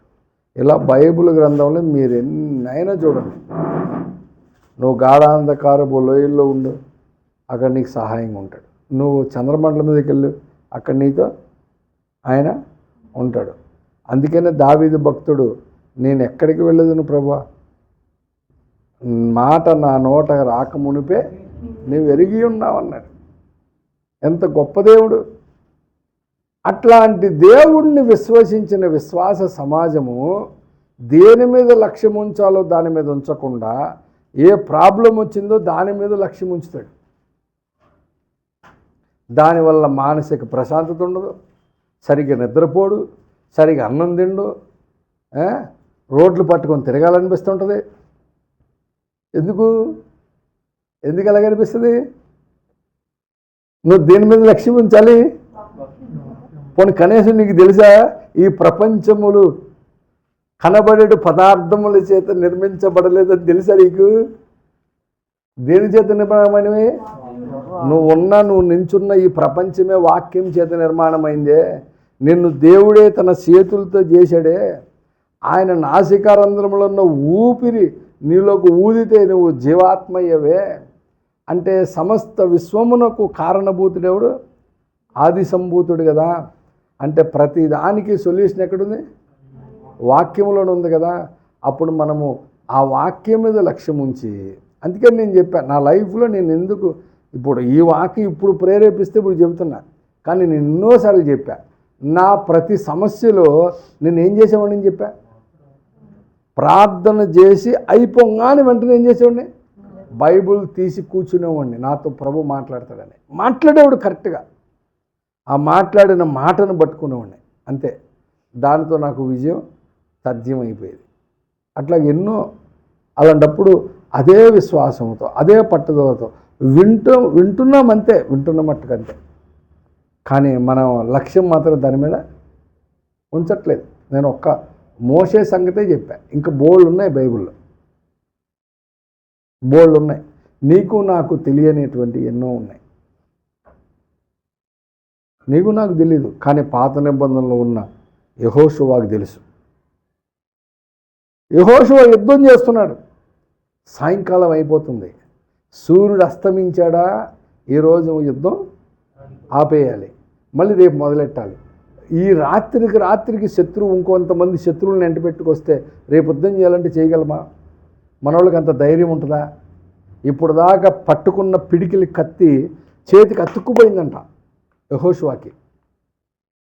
యుద్ధం చేస్తున్నాడు అతుక్కుపోయేంతగా, యుద్ధం చేస్తూనే అంటున్నాడు ఏమని, సూర్యుడా నువ్వు ఆగిపో అన్నాడా? ఎక్కడ చూడండి, నువ్వు ఆగిపో అన్నాడు అంతే. ఏమైంది? ఆగిపోయింది. చంద్రుడా నువ్వు నిలిచిపో రావద్దన్నాడు అంతే. అప్పుడు ఏమైంది?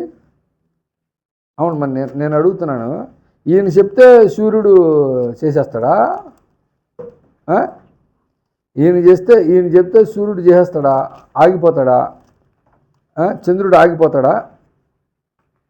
మీరు ఆలోచించండి, చెప్పండి ఒకసారి.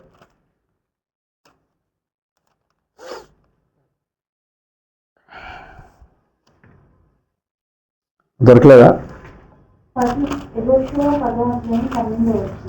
యెహోషువ గ్రంథం 10వ అధ్యాయం 12వ వచనం.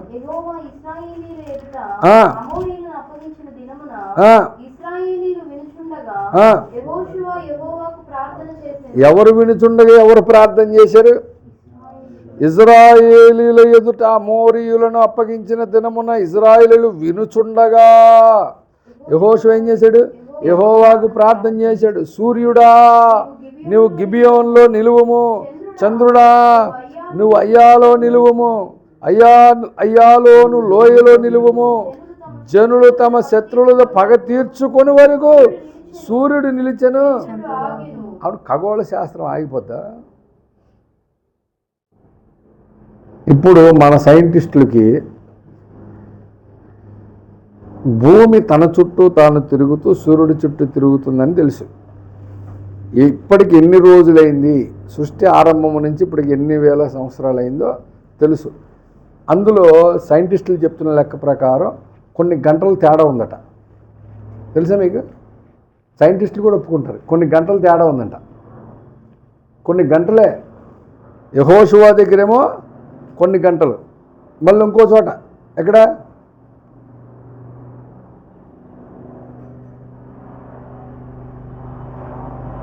బైబిల్లో ఇంకో చోట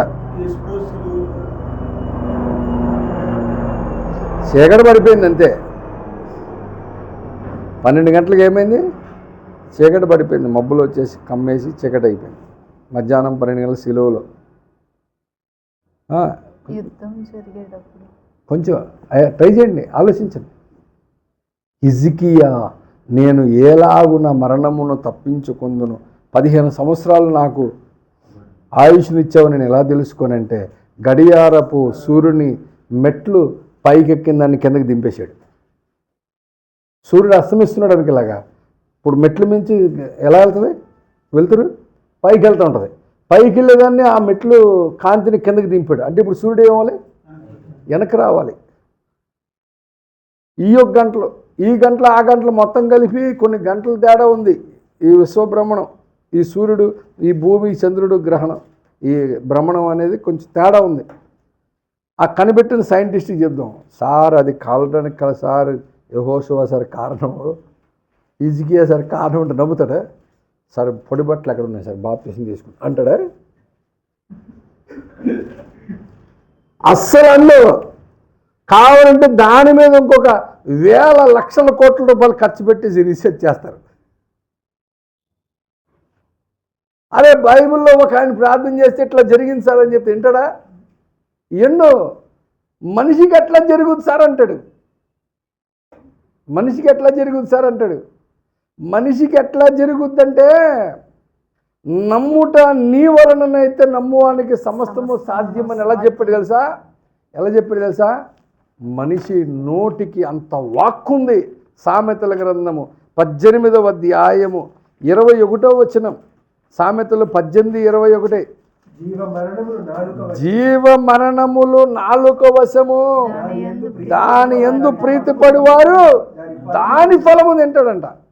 అంటే ఈ నోటికి ఎంత పవర్ ఉంది? ఒకడు బ్రతకాలంటే పవర్ ఉంది, చచ్చిపోవాలంటే ఆ పవర్ ఎవరికి ఉంది? నాలుకకు ఉంది. దేవుడికి ఉంది, ఇంకెవరికి ఉంది?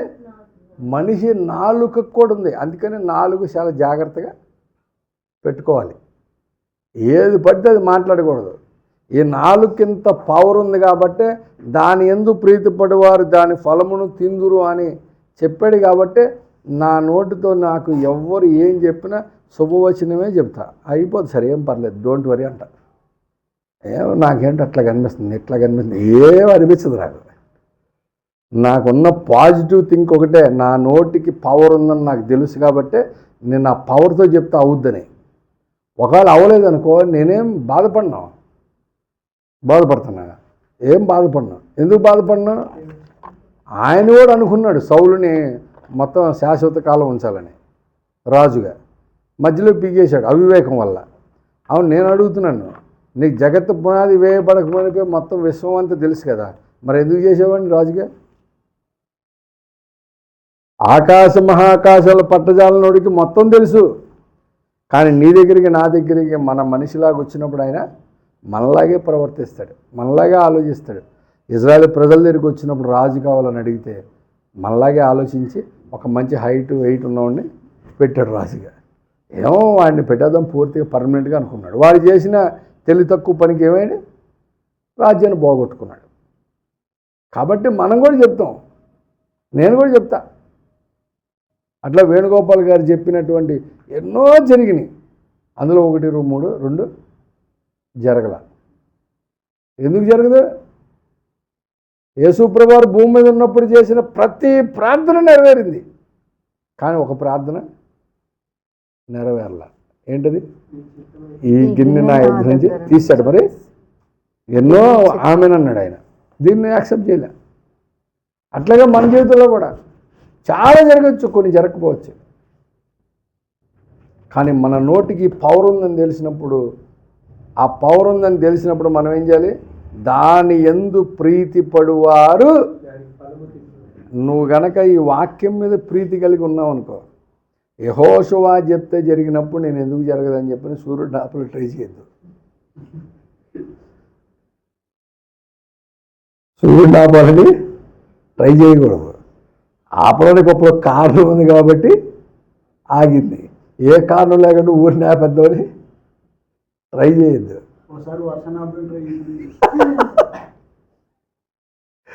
దేవునికి స్తోత్రం. కొన్నిసార్లు జరగచ్చు, కొన్నిసార్లు జరగకపోవచ్చు. అందరూ హైదరాబాదు చూడటానికి వెళ్ళాం మా ఫ్రెండ్స్ అందరం కలిసి. తెల్లవారుజాము నుంచి వర్షం పడుతుంది. అందులో నేను ఒక్కడే ప్రార్థన, మిగతా 3 ప్రార్థనలు కాదు. నేను పొద్దున్న లేచి స్నానం చేసేసి ప్రార్థన చేసుకుంటాను. అందులో ఒకడు ఉంటాడు, అది పేరు కూడా ఏదో ఉంది, శ్రీనివాసరావు ఏదో, ఇద్దరు శ్రీనివాసులు, అందులో ఒక శ్రీనివాస్ బక్క ఉంటాడు, ఒక ఆయన లాగుంటాడు. ఈ బక్క ఉన్న ఆయన చేసేస్తున్నాడండి ప్రార్థన. వర్షం ఆగిపోద్ది. ఇప్పుడు వరకు ఎట్లారా, ఇప్పుడు వీడు ప్రార్థన చేస్తుంటే వర్షం ఆగిపోతున్నారే, ఇప్పుడు ఎట్లారా అని జోకులు ఇవన్నీ వినబడుతున్నాయి. నేను ఒకటే అనుకున్నా, నేను నామానికి అవమానం కలగకుండానట్లు నేను అడుగు బయట పెట్టగానే వర్షం ఆగిపోలే ప్రభా, వీళ్ళందరికీ బుద్ధి రావాలి, మళ్ళీ అంతా అయిపోయి తిరిగి మళ్ళీ లోపలికి వచ్చేదే వర్షం పడకూడదు అనుకున్నా అని ప్రార్థన చేసుకుని ఆమె నేను లేచి 10 వెళ్దాం అన్నా. ఏంది వెళ్ళేది, మొత్తం బేబసం కొడుతుందంటే ఏం బాధ పర్లేదు 10 వెళ్దాం అని చెప్పి బయటకు వచ్చి ఇలా అడుగు పెట్టి వర్షం ఆగిపోయింది. టిఫిన్ చేసేసి బస్ ఎక్కి మొత్తం అన్నీ తిరిగేసి సాయంత్రం 6 7 మళ్ళీ దిగి హోటల్లోకి అడుగుపెట్టాం, మళ్ళీ బేబసం కొడుతుంది. కాబట్టి మన విశ్వాసము అంత బలంగా ఉన్నప్పుడు, మన మన మనస్సంతా పాజిటివ్తో నిండున్నప్పుడు ఏది కూడా ఎదురు రాలేదు. మనమే నెగిటివ్తో ఉన్నాం అనుకో, ఏమవుతుంది? అన్ని సందర్భాల్లో జరగదు, అట్లా అన్ని సందర్భాల్లో జరగదు. మొన్న చెప్పాక లాస్ట్ టైం, అనయ్య బాబు బర్త్డే ఫంక్షన్ పెట్టుకున్నాను, వాతావరణం అంతా చాలా భయంకరంగా ఉంది, ప్రార్థన చేయండి అని. ఏం కాకూడదు, ఏం కాదు, వర్షం రాదు, ఏం డోంట్ వరీ, అయిపోయే వరకు నీకేం పర్వాలేదు, ఏం వర్షం పడదన్న అన్నాను. నేను పాస్టర్ గారు వెళ్ళాం, వర్షం పడిందా, మొత్తం అయిపోయి ఆమె అన్న తర్వాత భోజనాల దగ్గరికి వెళ్ళేప్పుడు స్టార్ట్ అయింది. వచ్చేవాడు చెప్తున్నాడు, అన్నయ్య అంత ఒక్క మాట చెప్పారు, అయిపోయేవరకు ఏం కాదని, చాలా థ్యాంక్స్ అన్నయ్య అన్నాడు. నాకు కాదు, దేవునికి కృతజ్ఞత కలిగి ఆయనకి స్తోత్రం చెల్లిద్దాం, హల్లెలూయా. అంటే ప్రతి ప్రాబ్లం నాకు సొల్యూషన్ ఎక్కడుంది? వాక్యములోనే ఉంది. అది ఏదైనా, ఇంకా కొద్ది లోతుకి చెప్పనా, అది ఏదైనా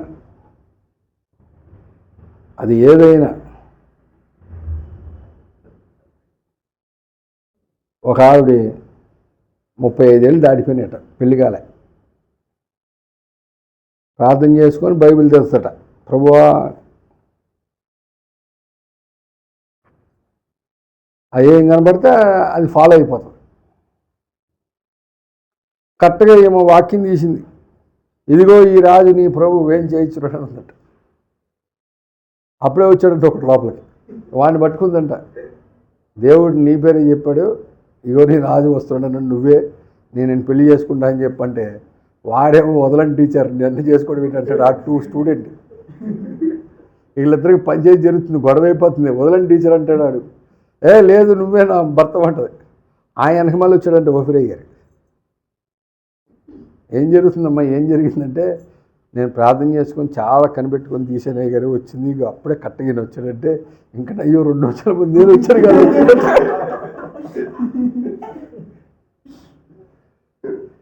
ఇలా కాదు అడగడం, అలా కాదు, మనస్ఫూర్తిగా హృదయపూర్వకంగా, అది ఏదైనా సరే వాక్యము ద్వారానే దేవుడు ఈ ప్రపంచములను నిర్మాణము చేశాడు, కనబడడు పదార్థముల చేత కాదని విశ్వాసము ద్వారా మనము గ్రహించుకొనుచున్నామంటే ఏం గ్రహించావు అసలు? నీ లైఫ్లో ఏం గ్రహించావు చెప్పు. మన బాడీలో ఉన్న సమస్త శరీరమునకు ఏం కలుగుద్ది? సర్వ శరీరమునకు ఆరోగ్యమును కలుగు చేస్తుందంటే నీకు కలుగు చేయదా ఆరోగ్యం? నీకు కలుగు చేయదా ఆరోగ్యం? దేవుడు చేయడా? ఆరోగ్యం అంటే ఓన్లీ శరీరానికైనా వచ్చేది? ఇంక జబ్బులు దేనికి వస్తాయి చెప్పాలి, ఇంకా చూపించాలి. ఆత్మ కూడా వద్దంటే కాదు. ఒక సమస్య రాగానే మన లైఫ్లో ఏదైనా ఒకటి అనుకుంటా మనకు అది జరగలేదనుకో, మనకెంత మానసిక బాధ ఉంటుంది. అది ఉద్యోగం అవ్వచ్చు, చదువు అవ్వచ్చు, ఇంకో మాట కూడా అంటున్నా, లవ్ అవ్వచ్చు, లవ్ ఫెయిల్యూర్ అది ఇంకేదైనా కానీ, ఫస్ట్ ఈ సమస్యలన్నీ కలిపి ఎఫెక్ట్ దేని మీద చూపిస్తుంది? కరెక్ట్ ఒక్క ముక్కలో చెప్పాలి. ఎమోషన్స్ విశ్వాసం మీద చూపిస్తుంది. విశ్వాసం కొద్ది కొద్దిగా ఇది జరగలేదే అనే బాధతో ఏముంది, విశ్వాసము, నిరుత్సాహము, నిరాశ. వాళ్ళు అందుకనే ఒక పోస్ట్ పెడితే టక్మని అందరికీ షేర్ చేశా. ఏమన్నాడు సైమన్ గారు చెప్పినటువంటి మాట,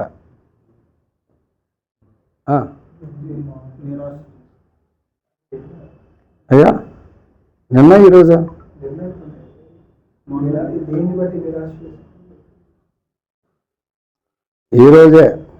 ఈరోజేనా నిన్న నిన్న నిజ విశ్వాసమును నిరాశను. మరి మనలో ఉంది నిరాశ వచ్చిందంటే నీలో ఏ విశ్వాసం ఉంది? నిజ విశ్వాసం ఉందా? లేదు. విశ్వాసం తగ్గిపోతుంటుంది. విశ్వాసం తగ్గుతుందంటే విశ్వాసానికి ఏం జరుగుతుంది? జబ్బు చేస్తుంది. విశ్వాసానికి జబ్బు చేస్తుంది కాబట్టి ఏం చేయాలి? విశ్వాసానికి జబ్బు చేస్తుందా? ఆత్మగుండా. తీతుకు రాసిన పత్రిక మొదటి అధ్యాయము, తీతుకు రాసిన పత్రిక మొదటి అధ్యాయము 13-14 వచనాల్లో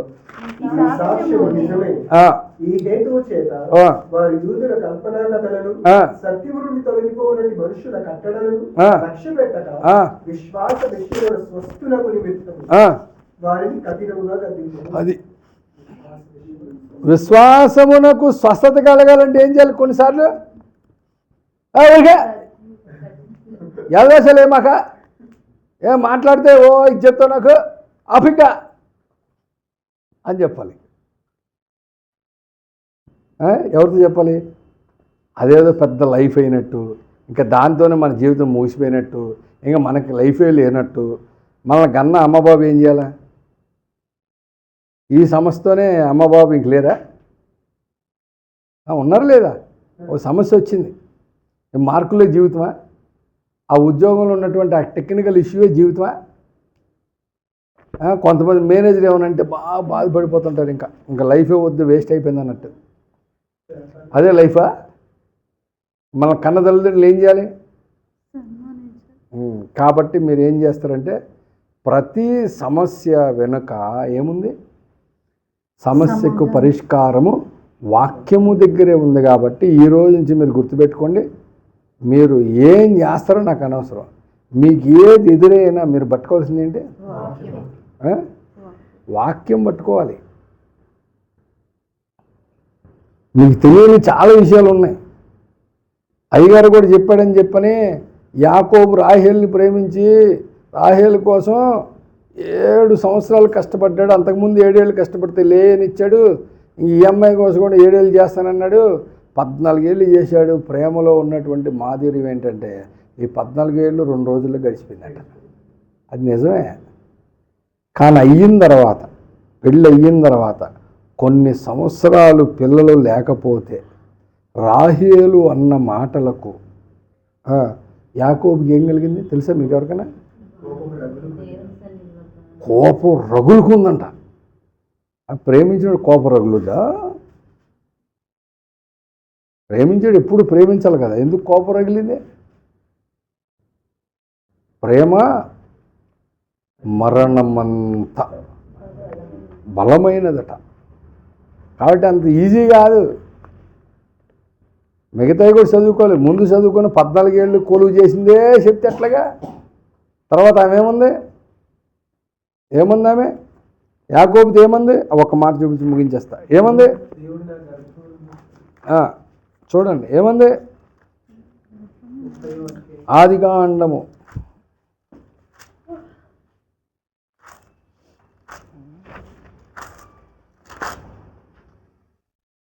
10 తీసా. ఆదికాండం 30వ అధ్యాయము మొదటి 2 వచనాలు. రాహేలు తను యాకోబుకు పిల్లలు కనకపోవుట చూచి తన అక్కయ్యందు అసూయపడి యాకోబుతో నాకు గర్భఫలము నిమ్ము, లేని ఎడల నేను చచ్చెదనని. అంటే ఎంత ప్రేమించిన అమ్మాయి చచ్చిపోతే ఊరుకుంటాడా?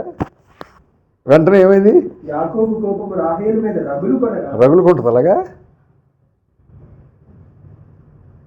కాబట్టి ముందుటి చూడమాకండి, తర్వాత ఏం జరిగింది కూడా చూడండి. కాబట్టి ప్రతిదానికి దిగులు పడిపోమాకండి, కంగారు పడిపోమాకండి.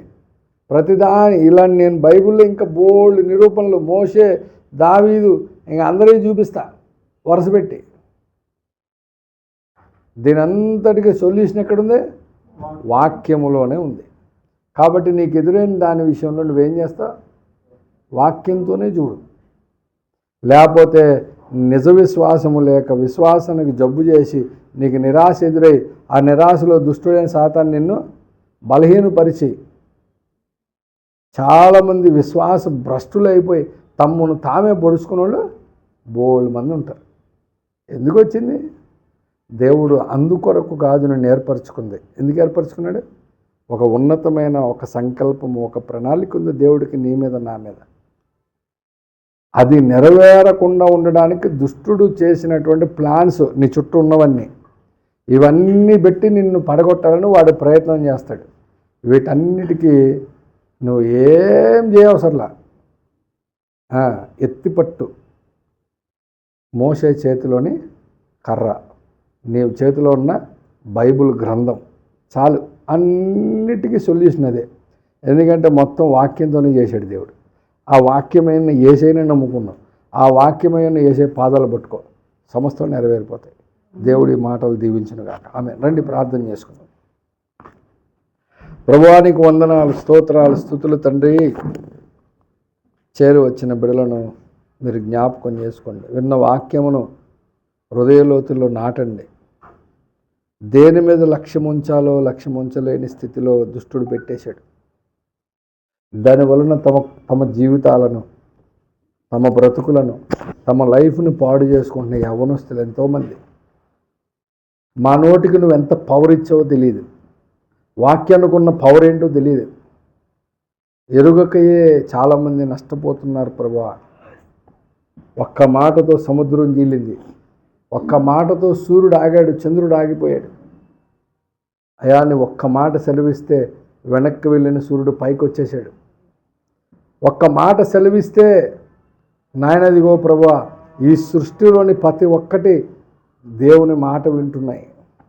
ఒక్క మాట సెలవిచ్చావంటే తిమింగలము యోనాను మింగి 3 రోజులు సముద్రంలో తిరిగి 3వ నాడు నినివే పట్టణంలో కక్కింది. ఒక్క మాట సెలవిస్తే సింహములు తమ నోళ్లు మూసుకున్నాయి. ఒక్క మాట సెలవిస్తే భూమి మీద ఉన్న అగ్నికి చల్లారిపోయింది. షడ్రకు మేషకులను అద్భుతములు ఏం చేయలేకపోయాయి. ఎందుకు? అగ్నిని ఆర్పగలిగిన శక్తి దేవుని వాక్యములో ఉంది. అందుకనే రాజా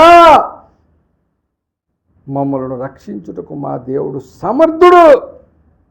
ఒకవేళ రక్షింపకపోయినను నీ ప్రతిమకు నమస్కారం చేయమని అంచంచలమైన విశ్వాసంతో ఉన్నారు వాళ్ళు. నీ చదువులో ప్రాబ్లమ్స్ రావడానికి కారణం నువ్వు లక్ష్యం ఉంచి వాక్యం మీద.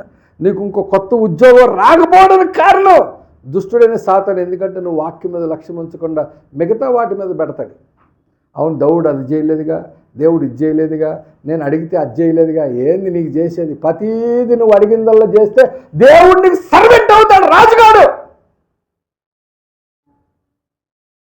ప్రతి ఒక్కరికి ఈ రోజులో ఒక ఫ్యాషన్ అయిపోయింది. నేను ప్రార్థన చేశాను, దేవుడు అది చేయలేదు, ఇది చేయలేదు, ఇది చేయలేదు. ఏం నీకు చేసేది?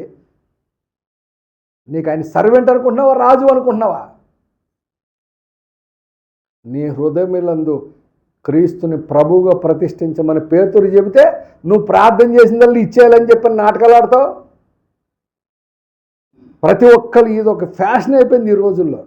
నేను దానికోసం చేశా, దీనికోసం చేశా, నాకు దేవుడు చేయలేదు, దాన్ని బతికించలేదు, వీడిని చంపేసింది. ఏం చచ్చేది? చంపేది. నువ్వు దేవుణ్ణి ఆశ్రయించినంత కాలము, దేవుని వాక్యము మీద లక్ష్యం ఉంచినంత కాలము నీ బ్రతికెట్లాగే ఉంటుంది. నీ జీవితాన్ని, నీ విశ్వాసాన్ని పాడు చేసుకునే విశ్వాస భ్రష్టులు అయిపోయే అవకాశం ఉంటుంది. ఈ మధ్యాహ్న కాలంలో దేవుడు మాట్లాడుతున్నాడు. నువ్వు దేని మీద లక్ష్యం ఉంచో ఒక్కసారి జ్ఞాపకం పెట్టుకో. మన లక్ష్యం దేని మీద ఉంది? నీ గురి దేని మీద ఉంది? నీ నోటికి వాక్కిచ్చింది, నువ్వు ఇష్టం వచ్చింది మాట్లాడింది ఇచ్చేయడానికి కాదు. దేవుని ప్రణాళికలో సంకల్పములో జరగకుండా ఆపడానికి దుష్టుడు ప్రయత్నం చేసినప్పుడు దాన్ని నెరవేర్చడానికి నువ్వు నోరిప్పితే చాలు, అద్భుతాలు దేవుడు జరిగిస్తాడు. దేన్నైనా జరిగించగలడు. ఈ భూభ్రమణమును ఆపగలడు. ప్రభువా నీకు వందనాలు, స్తోత్రాలు. అంతటి విశ్వాసంతో ఈరోజు ఎన్నో అంశాలు ప్రార్థన చేశాం. నువ్వు నెరవేర్పించావని నమ్మి స్తుతిస్తున్నాను ప్రభువా, నీకు వందనాలు. అన్న వాక్య ప్రతి ఒక్కరు హృదయంలో నీరు కట్టి ఫలింపు చేయండి. ఈ కోట ఏర్పాటు చేసుకున్న అరుణ గ్లోరీని జ్ఞాపకం చేసుకోండి. వారి జీవితంలో ఉన్న ప్రతి అవసరత క్రీస్తు యేసు నామములో తీర్చిపెట్టండి. తల్లికి మంచి ఆరోగ్యం ఇవ్వండి, తమ్ముడు కుటుంబానికి రక్షణ దయచేయండి. గ్లోరీ చదువుల్లో తోడై ఉండండి. నిర్లక్ష్యము, నిస్సత్వ, బడలిక, నాయన ఇదిగో శరీరంలో ఉన్న ప్రతి బలహీనతను తీసివేయండి తండ్రి, నీకు స్తోత్రాలు. అరుణకు కూడా మంచి ఉద్యోగం బెంగళూరులో. మరి బిడ్డలందరూ ప్రార్థన చేస్తున్నారు చర్చికి దగ్గరలో కావాలని. అట్లా చర్చికి దగ్గరలో నీ కుమార్తెకు మంచి ఉద్యోగం ఇచ్చాను. చైతన్య రేపు ఇంటర్వ్యూలో, సోమవారం ఇంటర్వ్యూలో సక్సెస్ఫుల్ అయ్యి మందిరానికి దగ్గరగా రావడానికి సహాయం చేయండి. అలా దేవుడు దగ్గరగా రప్పించినప్పుడు విధేయత లేని వాళ్ళని మీరు ఒక దెబ్బ కొట్టైన విధేయత కడిగేటట్టుగా చేయండి. మీరే నడిపించి మహిమ ఘనత ప్రభావాలు పొందమని, దేవుడు ఇచ్చిన తర్వాత నిర్లక్ష్యంగా ఉండే వాళ్ళని మీరు నాయనదిగో ప్రభా కనికరించమని నేను అడగను ప్రభా. ఒక దెబ్బ కొట్టైన మారు మనసు దయచేయండి. మీరే సహాయం చేసి సమస్త విషయంలో సమస్త మహిమ ఘనత ప్రభావాలు పొందమని, ఈ చిన్ని ప్రార్థన అంగీకరించి దీవించమని నజరేయుడైన యేసు క్రీస్తు నామమున ప్రార్థించి అడిగి వేడుకొంచున్నాను పరమ తండ్రి. ఆమె తండ్రి అయిన దేవుని ప్రేమ, ప్రభువైన యేసు క్రీస్తు వారి కృప, పరిశుద్ధాత్మచని సహవాసము ఇప్పుడు ఎల్లప్పుడూ రాకడ పర్యంత వరకు సదా తోడై ఉండి నడిపించునుగాక. ఆమేన్ ఆమేన్ ఆమేన్. యేసు రక్తమునకు జయం, శిలువ రక్తమునకు జయం, ప్రభు యేసు నామమున సంపూర్ణ విజయం కలుగునుగాక. ఆమేన్. అపవాది క్రియల అనంత నాశనం కలుగునుగాక. ఆమేన్ ఆమేన్. అందరికీ వందనాలు. Praise lord.